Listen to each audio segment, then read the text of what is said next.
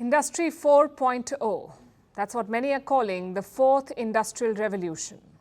And we're already living through it.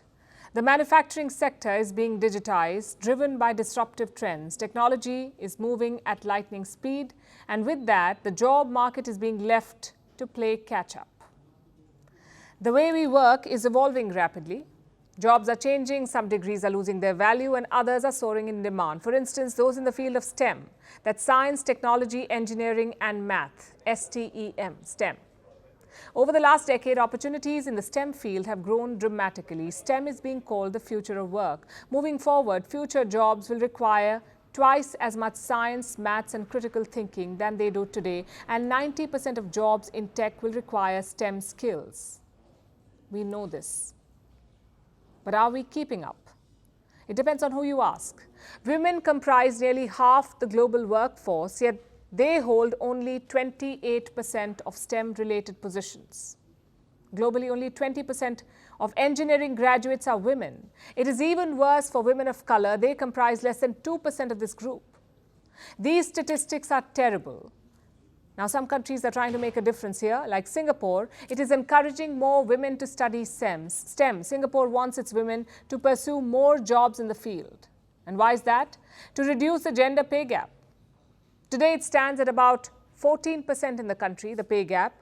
With more women in tech, the pay gap is bound to reduce. But Singapore is hardly the only one making this push. Japan is another example. It is trying to turn women into the next engines for economic growth. It is eliminating barriers for women in STEM. According to research, this could accelerate productivity by 20%.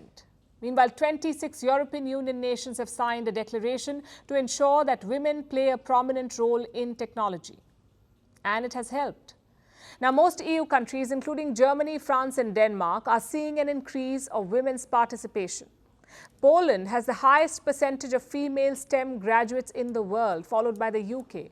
In the past few years, India, Australia, and the US have also introduced similar programs, and this makes sense. We are living in extraordinary times. Technology is at the forefront of everything that we do. If women lag behind, so will a nation's talent pool.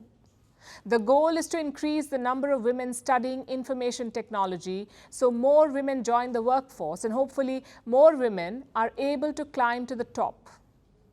Because right now the situation is dire. Globally, women in tech comprise about 24% of leadership roles, less than 1/4.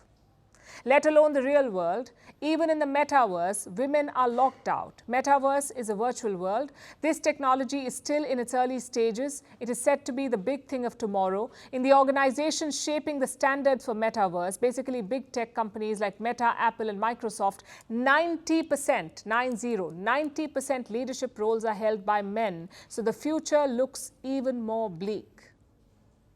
Hopefully, the world steps up before this prediction becomes a reality.